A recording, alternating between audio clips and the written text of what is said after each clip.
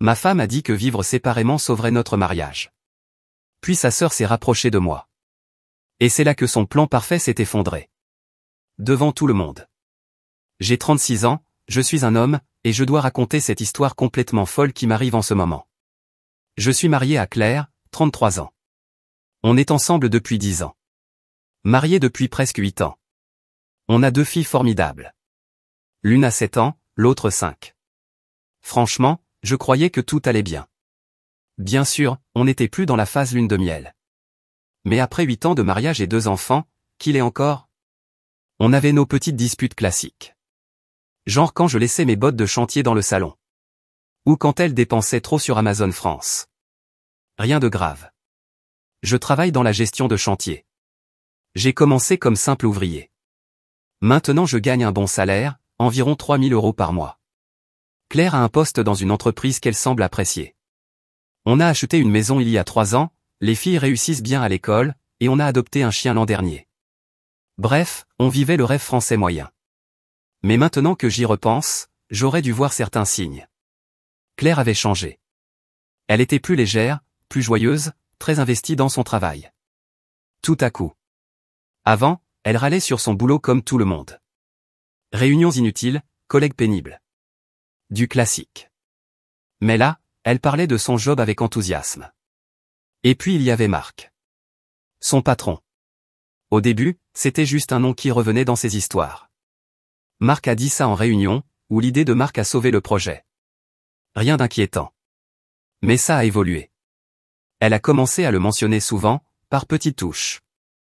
Genre quand on parlait de gestion, elle a dit tu devrais entendre Marc sur le leadership, c'est vraiment inspirant. Ou bien quand je me moquais des mots à la mode dans les entreprises, elle a répondu direct Marc dit que ces mots comptent vraiment pour la cohésion d'équipe. Là, je me suis dit que c'était bizarre. Je me souviens avoir lancé à la rigolade on dirait que Marc est ton mari de bureau. Elle a figé une seconde, puis elle a souri de force en disant arrête, c'est juste un super mentor. C'était louche. Mais j'ai laissé passer. Un soir, j'étais sur le canapé, à moitié plongé dans une vidéo YouTube sur la réparation d'une porte de garage, quand Claire est entrée. Elle avait ce regard, celui qu'on a quand on rumine un truc depuis longtemps. Je lui ai demandé tout va bien? Les filles? Tes parents? J'étais déjà distrait, je pensais que c'était juste une info quelconque. Elle m'a dit oui, tout le monde va bien, mais elle ne tenait pas en place. Elle a dit je dois te parler d'un truc. Là, j'ai mis pause, je l'ai regardée. Elle a soufflé je pense qu'on devrait vivre séparément tout en restant mariés. Vivre quoi? Elle a enchaîné tu sais, rester mariés mais habiter chacun de notre côté, partager la garde. Ça se fait maintenant. Je l'ai regardée, attendant qu'elle rigole. Mais elle ne rigolait pas. J'ai vraiment cru que je faisais une hallucination à cause des produits ménagers que j'avais utilisés dans le garage. Ce matin-là, tout était normal. Petit-déj ensemble, j'ai aidé les filles à se préparer, bisous d'au revoir, aucune tension. Et là, elle sort ça de nulle part. Je lui ai demandé d'où lui venait cette idée. Elle m'a dit qu'elle parlait beaucoup avec Chantal, une copine de yoga. Chantal, c'est une femme qui se dit experte des relations modernes. Elle a divorcé 4 fois.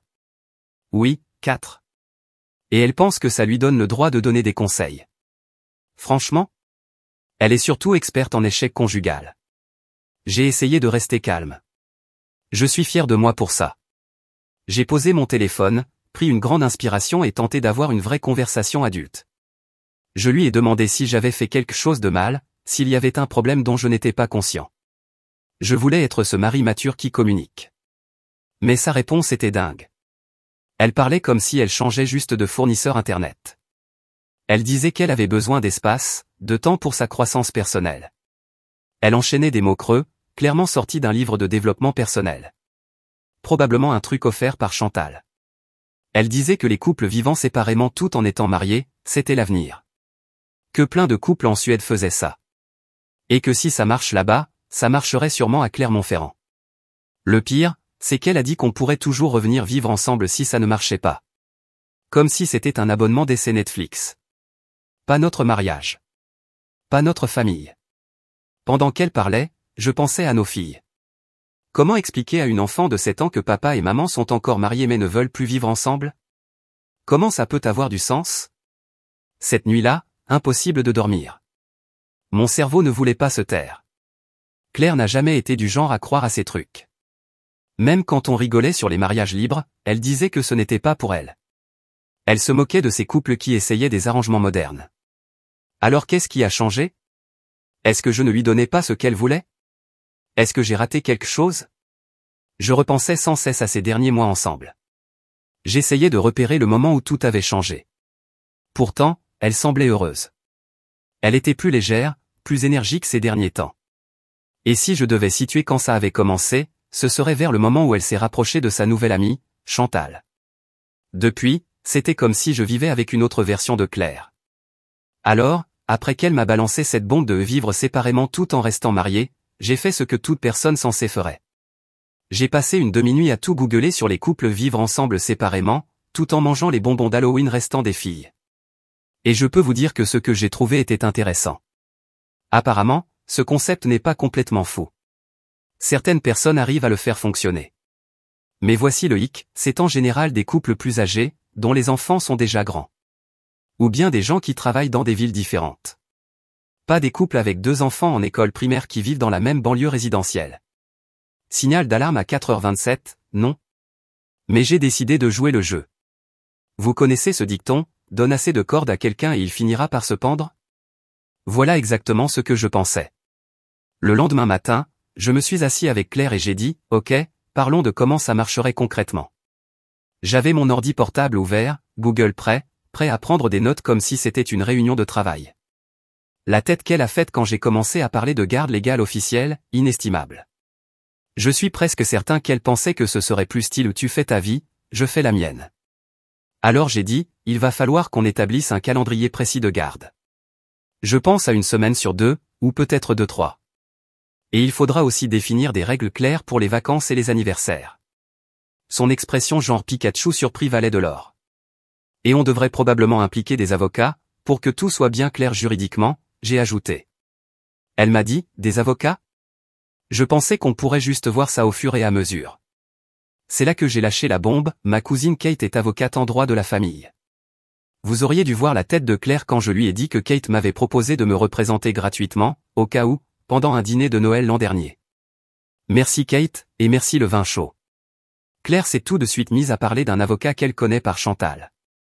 Apparemment, il a géré tous les divorces de Chantal. Oui, les 4. Pas étonnant. Et là, les choses deviennent intéressantes.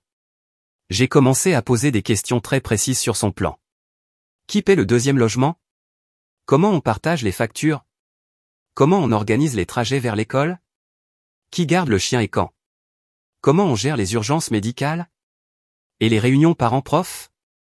Et les activités extrascolaires? À chaque question, elle avait l'air de plus en plus mal à l'aise. Je suis certain que Chantal ne lui avait pas décrit le truc comme ça. Le meilleur moment, c'est quand j'ai sorti un tableau Excel que j'avais fait à 3h du matin. Il montrait exactement combien coûterait la vie avec 2 foyers au lieu d'un, loyer, électricité, courses, assurance, tout le package. J'avais même inclus une colonne pour les frais de rencontres amoureuses, parce que bon, tant qu'à vivre séparément, autant être réaliste. Je l'ai vu comprendre, à ce moment-là, que ce ne serait pas une petite aventure cool façon femme indépendante dans un film de comédie romantique que Chantal lui aurait montré. Ce serait la vraie vie, avec de vraies responsabilités et de vraies conséquences. Et là, j'ai posé la question à 1 million d'euros, dans quel quartier tu comptes déménager? La manière dont elle a hésité avant de répondre, ça a allumé toutes les sirènes dans ma tête. Elle a essayé de garder son calme et a dit qu'elle regardait les appartements de la résidence Valchen. Pour ceux qui ne connaissent pas, Valchen, c'est une résidence de standing à l'autre bout de la ville. Bien plus cher que ce qu'on avait prévu dans mon tableau. J'ai mis fin à la conversation là. Je lui ai dit qu'on continuerait la planification plus tard. Je ne suis pas le mec le plus intelligent du monde, mais quelque chose clochait. Pourquoi ce lieu précis? C'est à 1 demi-heure de l'école des filles, il n'y a pas de terrain de jeu, et les logements sont surtout des T1.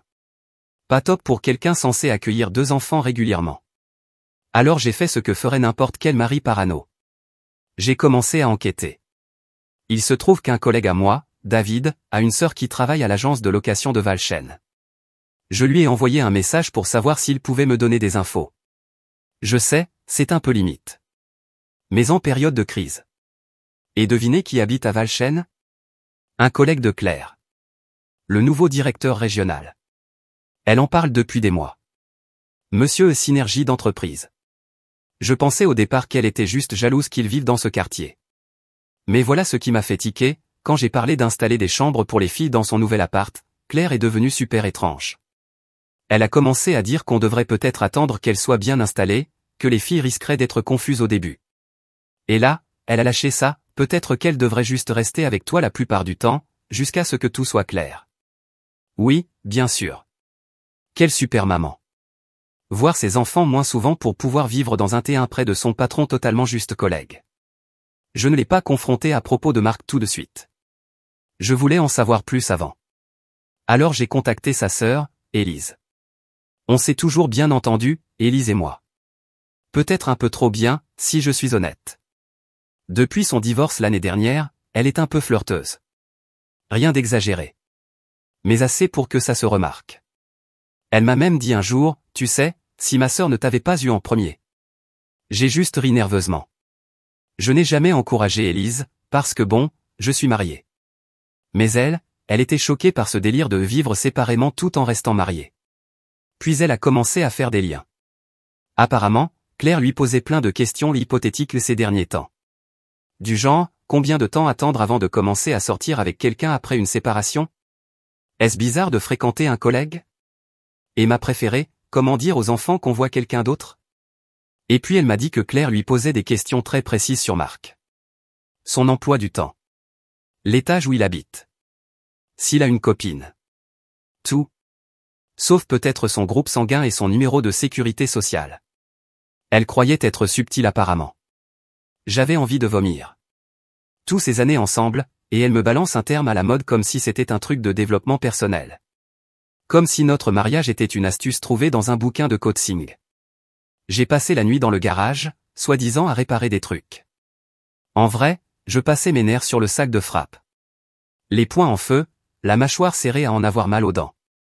Chaque fois que je repensais à cette façon détachée qu'elle avait eue de m'annoncer ça, je voyais rouge. Et pendant que j'étais là, à essayer de ne pas exploser, Claire était à l'intérieur, au téléphone avec Chantal. 2 heures de conversation. Probablement pour recevoir encore plus de conseils d'expertes pour détruire un mariage en temps record. Je savais que c'était terminé entre nous. La confiance était brisée. Mais je voulais reprendre le contrôle, à mes conditions. Le lendemain matin, j'ai commencé à chercher des appartements. Mais pas du côté de Valchêne. J'ai regardé du côté où vit Élise. À l'opposé. Puis j'en ai parlé à Claire, l'air de rien. Je faisais défiler les annonces sur mon téléphone. J'ai commencé à regarder des appartes, j'ai dit. Elle n'a même pas levé les yeux de son café. Ah, ok. Vers le quartier de Lisa, j'ai dit calmement. Là, elle a réagi. Elle a levé la tête d'un coup. Quoi? Mais c'est à l'opposé de Valchêne. Exactement, j'ai dit en buvant une gorgée. Son front s'est plissé. Mais ce n'est pas juste pour les filles. Si on vit trop loin, ça va être dur pour elle. J'ai reposé ma tasse et je l'ai fixée. Ah, maintenant tu penses à ce qui est juste pour les enfants? Elle a cligné des yeux, surprise que je réplique. L'audace de cette femme. Elle a ouvert la bouche, l'a refermée, puis a soupiré d'un air agacé. Ce n'est pas ce que je voulais dire. Tu compliques les choses exprès. Je me suis adossé à ma chaise, j'ai ri brièvement et j'ai secoué la tête. Oh non Claire. Moi, je m'éclate. Ses yeux se sont plissés. Ça veut dire quoi, ça? Je n'ai pas répondu. Je l'ai juste ignoré et suis parti. Et puis, juste quand je croyais ne pas pouvoir être plus en colère, Claire a réussi à faire pire. Ce soir-là, je l'ai entendue au téléphone. Je ne faisais même pas exprès d'écouter. Je passais devant la chambre. Et je l'ai entendue parler d'un ton beaucoup trop détendu. Oui, je pense que ça nous fera du bien, elle disait. Ça me permettra de me recentrer, tu vois. Et honnêtement, je pense que Thomas finira par comprendre. Ce sera plus simple. Moins de stress, moins de disputes. Il pourrait même préférer comme ça. Pardon? Préférer ça? Et là, elle a ri. Elle a vraiment ri. Comme si tout ça n'était qu'un changement de style de vie sympa. Pas la destruction totale de notre famille. Je suis resté figé une seconde. Les poings serrés. J'essayais juste d'assimiler qu'elle croyait vraiment que j'allais me plier à tout ça. Comme si j'étais un type naïf et passif qu'on pouvait manipuler pour servir ses intérêts.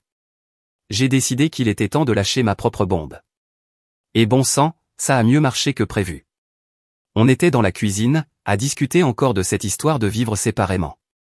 Claire était toute fière, genre on est tellement mature. Et là, l'air de rien, je lui ai parlé du voyage en Floride. Pour situer, Claire est obsédée par la Floride depuis toujours. Mais genre obsession maladive. Elle suit tous les comptes Instagram de vacances en Floride. Elle a un tableau Pinterest entier dédié aux plages de Floride. Mais on n'y est jamais allé. Toujours un souci. Les enfants trop jeunes. Pas de congé. Pas assez d'argent. Bref. Je buvais mon café et j'ai dit tranquillement, au fait, j'ai besoin de ton avis. Je devrais annuler les billets pour la Floride ou juste changer le nom? Sa tête s'est levée d'un coup. Je crois qu'elle s'est fait un torticolis. Quel billet pour la Floride, elle a demandé, en essayant de paraître détendue. C'est là que je lui ai dit que j'avais réservé un voyage surprise pour notre anniversaire. 7 jours dans un hôtel en bord de mer. Tout compris. J'avais même prévu que ses parents gardent les filles. Ils ne sont pas encore au courant de notre expérience de couple moderne. Un autre enfer à venir. La tête qu'elle a faite était inoubliable. D'abord de l'excitation. Puis de la confusion. Ensuite, un mélange étrange d'espoir et de panique. Comme un enfant à qui on dit qu'il part à Disneyland, mais qui se rappelle qu'il est puni. Tu avais prévu un voyage en Floride pour nous, elle a murmuré. Je l'avais prévu quand on était encore nous, j'ai dit. Mais puisque tu veux faire ton expérience de vivre séparément, je me suis dit que tu voudrais peut-être y aller avec quelqu'un d'autre. Les billets sont payés. Non remboursables. Ce serait dommage de les gâcher. Elle s'est mise à reculer tellement vite que je croyais qu'elle allait faire la moonwalk. Peut-être qu'on devrait attendre un peu avant de se lancer là-dedans, elle a dit. On pourrait profiter du voyage pour se reconnecter. C'est là que j'ai lâché la deuxième bombe. En fait, j'ai déjà appelé l'agence. J'ai fait modifier ton billet pour qu'il soit transférable. Tu peux l'utiliser avec qui tu veux. Peut-être que Marc aimerait bien des vacances à la plage. Le sang a quitté son visage. Elle est devenue blanche comme un fantôme. Elle a commencé à balbutier que Marc n'était qu'un collègue et a demandé pourquoi j'insinuais ça. J'ai juste haussé les épaules et dit, bah, comme tu comptes emménager dans son immeuble, je me suis dit que vous deviez être proches. Puis je me suis levé pour me resservir du café, comme si je n'avais pas juste atomisé toute la discussion. Elle m'a suivi dans la cuisine, essayant de m'expliquer que je me trompais complètement, que Valchen était simplement une belle résidence, que le fait que Marc y vive était un pur hasard. Puis elle m'a sorti, comment tu sais que Marc habite là? Tu me surveilles ou quoi? Alors je l'ai regardé droit dans les yeux et dit, c'est intéressant que tu sois plus inquiète de savoir comment je sais où vit Marc que du fait que tu comptais t'installer près de chez lui sans rien me dire. Elle n'a rien répondu, mais ses yeux se sont remplis de larmes. Elle était sur le point de craquer, puis elle a quitté la pièce en claquant la porte. Je suis resté là, ne ressentant qu'un profond dégoût. Après cette histoire des billets pour la Floride, je croyais que Claire allait tout avouer. Quelle naïveté. Au lieu de ça, elle est passée en mode contrôle des dégâts. Mais pas pour réparer. Plutôt pour manipuler les choses et se faire passer pour la victime. Évidemment, elle a couru appeler Chantal. 3 heures au téléphone. Je pouvais l'entendre pleurer à travers les murs, se plaignant que je la manipulais émotionnellement, tout ça parce que, soi-disant, j'avais révélé son plan d'abandonner ses enfants pour habiter près de son patron. Les acrobaties mentales qu'elles font, ces deux-là, devraient être une discipline olympique. Mais là où ça devient vraiment intéressant, c'est avec Marc. Tu te souviens de David, mon collègue, dont la sœur bosse à l'agence de location de Valchen? Eh bien, apparemment, Marc n'est pas net non plus. D'après les rumeurs de bureau, merci les secrétaires fans de Potin, Marc se vante auprès de ses collègues qu'une maman sexy de la compta craque pour lui. Devine qui travaille à la compta? Le meilleur dans tout ça? Marc a une copine. Une relation sérieuse. Du genre ils cherchent des bagues ensemble. Elle ne sait rien de tout ça. Je l'ai appris par la sœur de David, qui a traité leur renouvellement de bail le mois dernier. Ils vivent ensemble à Valchen. Maintenant je suis assis sur cette bombe d'infos, à me demander quoi en faire. Une partie de moi veut tout balancer. Prévenir la copine de Marc. Parler aux ressources humaines. Tout dévoiler. Mais l'autre partie, la plus sage, celle qui a la voix de ma cousine Kate, l'avocate, me dit de rester calme et de continuer à collecter des preuves. D'ailleurs, Kate a été incroyable. Elle a fait jouer ses contacts et a réussi à obtenir une copie de la demande de logement de Claire pour Valchen. Claire s'y est déclarée célibataire. Pas séparée. Pas mariée. Célibataire. Et elle a mis Marc comme personne à contacter en cas d'urgence. Pas son mari. Pas le père de ses enfants. Pendant ce temps, Claire essaie de jouer sur les deux tableaux. Un jour elle me dit qu'elle veut sauver notre mariage. Le lendemain, elle envoie des messages à Marc. Oui, j'ai vu les notifications sur sa tablette. Elle devrait vraiment changer son mot de passe. Utiliser notre date d'anniversaire, c'était pas malin. C'est comme voir quelqu'un essayer de jongler sans coordination.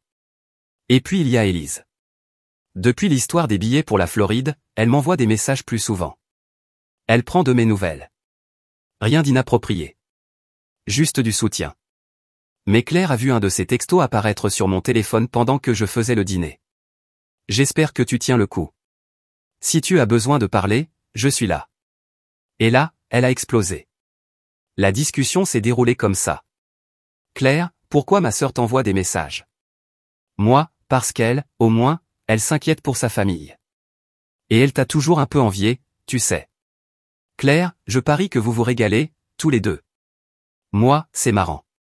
Tu es plus inquiète par un texto d'Élise que par le fait que la copine de Marc pourrait découvrir ton plan d'appartement. Claire, Marc n'a rien à voir là-dedans. Et de quelle copine tu parles? Là, elle a complètement craqué. Crise totale. Elle a commencé à faire les 100 pas dans la cuisine, les mains dans les cheveux, répétant que ce n'était pas censé se passer comme ça. Puis elle s'est effondrée. Littéralement. Elle s'est laissée glisser contre le placard et a fondu en larmes. Tu vas me quitter pour Élise, hein? Elle a soufflé entre deux sanglots. C'est pour ça que tu veux emménager près d'elle. Vous avez sûrement tout prévu. Je suis resté là un moment, repensant à tout ce qu'on avait avant. Et à la façon dont elle avait tout gâché. Tu sais ce qui est drôle, j'ai dit, en m'appuyant contre le plan de travail. Tu pleures parce que tu crois que je vais te quitter pour ta sœur, ce qui n'arrivera pas, soit dit en passant, alors que toi, tu préparais tranquillement ton déménagement dans l'immeuble de ton patron, un homme marié. Les acrobaties mentales, je te jure. Niveau Jeux Olympiques. Elle m'a regardé, son mascara coulant sur ses joues. Ce n'était pas comme ça. Je me sentais coincé. J'avais l'impression que la vie me passait sous le nez. Et Marc, il me faisait me sentir... Stop. Je l'ai coupé. Si les prochains mots qui sortent de ta bouche, c'est que ton patron en couple te faisait te sentir spécial pendant que moi, je bossais pour faire vivre notre famille et élever nos enfants, je vais vraiment perdre le contrôle. Elle s'est remise à pleurer. Je n'ai jamais voulu te blesser, elle a murmuré. Ni les filles. Oh mon Dieu, les filles. Qu'est-ce que j'ai fait? J'ai dit, c'est ça, Claire. Tu ne voulais peut-être pas nous faire du mal consciemment. Mais chaque décision que tu as prise, tu savais qu'elle nous blesserait. Vivre séparément. L'appartement près de Marc. Le mettre en contact d'urgence. Te déclarer célibataire. Ce sont des choix. Des choix délibérés. Elle est restée là à pleurer. Et honnêtement, ça ne m'a pas soulagé. Pas comme je l'imaginais. Ça m'a juste rendu triste. Triste pour nos filles. Triste pour ce qu'on avait. Triste qu'elle ait tout jeté pour une illusion qui ne fonctionnerait jamais. Puis elle a dit quelque chose qui m'a fait éclater de rire. Mais Chantal a dit que c'était normal. Elle a dit que tous les mariages traversent ça, et que vivre séparément sauverait notre couple. Chantal, j'ai dit. Tu veux dire la femme qui a divorcé 4 fois? Cette Chantal-là? Super source de conseils conjugaux. Je suis tellement stupide, elle a chuchoté, plus pour elle-même que pour moi. Non. Tu n'es pas stupide, j'ai soupiré. Tu es égoïste. C'est différent. Puis elle m'a regardé avec de grands yeux pleins de larmes. On peut réparer ça? S'il te plaît. Je ferai tout. Je quitterai mon boulot. Je couperai les ponts avec Chantal. J'irai en thérapie. Tout ce que tu veux. Mais s'il te plaît, ne me quitte pas pour Élise. Et c'est là que j'ai compris qu'elle ne comprenait toujours pas. Elle pensait encore que c'était une histoire entre moi et Élise. Ou entre elle et Marc. Ou un truc extérieur. Elle ne voyait pas que c'est elle qui avait brisé quelque chose de fondamental dans notre mariage. À partir du moment où elle a commencé à planifier toute une vie secrète. Sans moi. Sans nos filles. Je vais dormir chez Élise ce soir, j'ai dit en attrapant mes clés. Pas parce qu'il se passe quoi que ce soit. Mais parce que j'ai besoin d'espace. Pour réfléchir à comment on va finir tout ça. Et honnêtement, te regarder là, tout de suite, ça me fait trop mal. Je l'ai laissée assise par terre, dans la cuisine. Je l'ai entendue pleurer pendant que je sortais. Mais je ne me suis pas retourné. J'ai pris mon pick-up et j'ai roulé. Je suis resté 3 jours chez Élise, dans la chambre d'amis. Avant que tu demandes, j'avais besoin de vider ma tête. Et de réfléchir à la suite. En plus, ma cousine Kate, l'avocate, voulait tout préparer avant la grande réunion de famille. On s'est dit qu'il était temps que tout le monde sache. On a organisé ça chez les parents de Claire. Terrain neutre. Et puis ils méritaient de comprendre pourquoi la vie de leur petite fille allait changer. Claire a essayé d'annuler. Elle disait qu'elle était trop bouleversée. Je lui ai dit qu'elle pouvait venir de son plein gré, ou que Kate lancerait la procédure de divorce sans son avis. Alors elle est venue. La scène était surréaliste. Sa mère avait fait du café. Mis des petits gâteaux comme pour n'importe quelle réunion familiale. Comme si ce n'était pas le jour où le mariage de leur fille explosait. Kate avait apporté toutes les preuves. La demande de logement à Valchêne, où Claire s'était déclarée célibataire. Des captures d'écran des messages entre elle et Marc. Oui, je les avais depuis sa tablette. Les relevés bancaires montrant qu'elle transférait de l'argent vers un compte séparé. Tout. Elle a tout étalé sur la table de la salle à manger. Comme une chronologie tordue de trahison. La mère de Claire a commencé à pleurer en voyant la demande de location. Son père, lui, est resté silencieux, de plus en plus fermé, pendant que Kate déroulait les faits. Le seul bruit, c'était Claire qui reniflait de temps en temps. Et les sanglots étouffés de sa mère. Puis on est arrivé au plan de garde. C'est là que Claire a enfin parlé. Je veux une garde partagée, a-t-elle murmuré. Son père a éclaté d'un rire amer, sec, que je ne lui avais jamais entendu. Garde partagée, il a répété. Après avoir voulu t'installer dans un T1 et inscrit ton patron comme contact d'urgence au lieu du père de tes enfants? C'est beau, ma fille. Claire a recommencé à pleurer. Je ne pensais pas clairement. Chantal a dit, si tu mentionnes Chantal encore une fois, a crié sa mère. Je ne l'avais jamais entendu élever la voix. Kate est intervenue, très pro. Vu les preuves documentées d'abandon envisagé, et la priorité manifeste donnée à une relation potentielle plutôt qu'aux enfants, nous allons demander la garde principale pour Thomas. Avec des visites surveillées pour Claire.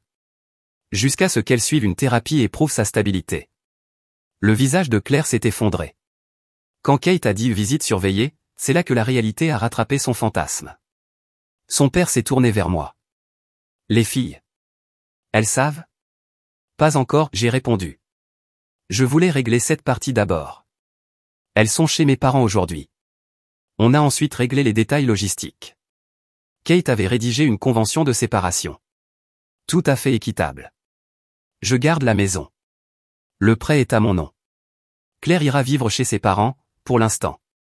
Garde standard. Une fois la thérapie terminée. J'ai même inclus une clause interdisant les invités de sexe opposé pendant les visites. Oui, c'était clairement pour Marc. Claire a essayé de discuter certains points. Mais ses propres parents l'ont arrêté net. Son père lui a dit, tu as perdu le droit de négocier quand tu as voulu abandonner tes enfants pour un homme qui est sur le point de se fiancer avec une autre. Voir ses beaux-parents prendre ton parti contre leur fille, ce n'est pas aussi satisfaisant qu'on croit. C'est juste triste. La réunion s'est terminée quand Claire a signé tous les papiers en larmes. Sa mère m'a serré dans ses bras. Elle m'a glissé « Je suis désolé ». Son père, lui, avait l'air brisé. Ce soir-là, je suis rentré dans une maison vide. Les filles étaient encore chez mes parents. Tout semblait trop calme. J'ai trouvé une lettre de Claire sur le plan de travail. Des pages et des pages d'excuses. Elle me suppliait de reconsidérer. Elle disait qu'elle ferait tout pour réparer les choses. À ce moment-là, je ne ressentais plus rien. Juste du vide. 2 mois ont passé. Le divorce est officiel. Claire est retournée vivre chez ses parents. Après que l'affaire avec Marc a explosé. Spectaculairement. J'y reviens dans une minute. Les filles s'adaptent mieux que prévu. Les enfants sont malins. Ils savent reconnaître qui les met en priorité. Alors, voilà ce qui s'est passé avec Marc. Tu te souviens de sa copine? Elle n'a pas du tout apprécié de découvrir l'histoire avec Claire. Elle s'est pointée au bureau de Claire. avec des captures imprimées de tous leurs messages. Apparemment, je n'étais pas le seul à fouiller les iPads. Tout le bureau a vu Claire essayer d'expliquer pourquoi elle comptait déménager dans la même résidence que Marc tout en le mettant comme contact d'urgence. Les ressources humaines se sont impliquées. Résultat, Claire et Marc ont été licenciés. Karma, c'est beau. Et Chantal? Elle a aussi eu ce qu'elle méritait. Il paraît que je n'étais pas le seul mari fatigué de ces conseils de relations modernes. 3 autres couples du cours de yoga de Claire ont parlé. Chantal avait encouragé leur femme à essayer le vivre séparément ou les mariages ouverts. Ses ex-maris se sont régalés avec ça. On dit qu'elle est partie vivre en Floride. Ironique, non? Pour se retrouver, ou un truc du genre. En parlant de la Floride, il s'est passé un truc marrant avec ces fameux billets. Tu te souviens à quel point Claire s'inquiétait pour Élise et moi? Eh bien, elle n'avait pas complètement tort de s'inquiéter. Elle s'est juste trompée sur le timing. Une fois le divorce terminé, Élise et moi avons commencé à passer plus de temps ensemble. D'abord pour des choses de famille, avec les filles. Elles ont toujours adoré leur tante. Sa présence rendait la transition plus facile. Puis on a pris des cafés pour parler des drames de Claire. Ensuite, des dîners pour partager nos galères amoureuses. Tu connais la suite. Un soir, après avoir couché les filles, on était assis sur la terrasse. On parlait des billets pour la Floride. Élise a plaisanté sur le fait que Claire avait toujours cru qu'il se passait quelque chose entre nous. On a ri. Et puis, parfois, l'univers a un sens de l'humour bien tordu. Oui, on sort ensemble maintenant. Non, ce n'était pas prévu. Oui, on sait que c'est compliqué. Mais après avoir vu Claire essayer de détruire notre famille pour un homme marié qui ne la voulait même pas, c'était rafraîchissant de réaliser que j'éprouvais quelque chose pour une femme qui aimait déjà mes filles. Et qui comprenait ce que signifie une vraie famille. Quand Claire l'a appris. Panique totale. Niveau alerte nucléaire. Elle a appelé ses parents en hurlant qu'on l'avait trahi. Ils ont raccroché. Apparemment, ils se rappellent qu'elle était prête à abandonner ses enfants pour Marc. Elle a même essayé d'utiliser ça contre moi devant le juge. Pour changer les termes de la garde. Kate a immédiatement bloqué ça. Elle a rappelé que sortir avec la sœur de son ex, ce n'est pas vraiment pareil que de planifier d'emménager avec son patron marié tout en se déclarant célibataire. L'arrangement de garde fonctionne très bien. J'ai la garde principale. Claire a des visites surveillées. Grâce à toutes les preuves montrant qu'elle voulait abandonner ses filles pour son patron. Elle suit une thérapie maintenant. Une vraie. Pas les verres et pleurnicheries de Chantal. Honnêtement? Ce n'est plus mon problème. Les filles vont super bien. En fait, que leur tante devienne presque leur belle-mère, ce n'est pas aussi bizarre qu'on le pensait. Elles trouvent ça génial qu'Élise soit plus présente. Et puis, elles ont enfin quelqu'un dans leur vie. Quelqu'un qui est là. Qui les aide avec leurs devoirs. Qui vient à leur spectacle. Qui n'a jamais proposé de déménager pour une prétendue évolution personnelle.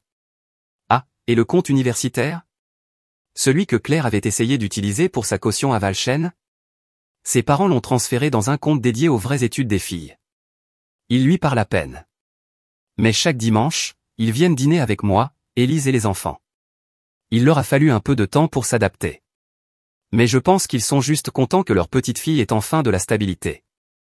La vie est étrange. Il y a un an, je croyais que tout s'effondrait. Quand Claire a sorti son délire de vivre séparément. Aujourd'hui, j'ai mes filles. Un boulot génial. Mon entreprise marche fort. Et d'une manière inattendue, je me retrouve avec quelqu'un qui était là depuis toujours. Qui m'a vu être un bon père. Un bon mari. Tandis que sa sœur ne voyait rien. Et essaie parfois encore de revenir, en manipulant. La semaine dernière, elle m'a laissé un message vocal, en pleurs, disant qu'elle avait changé. Qu'elle réalisait ce qu'elle avait perdu. Je l'ai juste transféré à Kate. Pour le dossier de garde. Puis je suis sorti avec Élise et les filles. Glace pour tout le monde. L'ironie, c'est qu'elle avait si peur qu'Élise et moi devenions proches, qu'elle a elle-même tout fait pour que ça arrive. Franchement? Parfois, les déchets se mettent à la poubelle tout seuls. Merci d'avoir regardé. Si vous n'êtes pas encore abonné, n'hésitez pas à le faire et à activer la cloche de notification pour ne rien manquer des histoires vraies les plus choquantes qui se déroulent autour de vous.